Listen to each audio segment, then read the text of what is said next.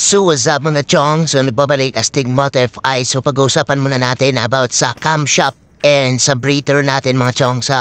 So ito muna ang unang topic natin for this video mga chong. So yun, yung camshaft na available is 6.0 and 5.8. So bali ang 5.8 na camshaft mga chong is plug and play lang dito sa ating motor mga chong. So kahit huwag na kayo magtabas ng piston mga chong. Basta isalpak nyo na, auto salpak na yan.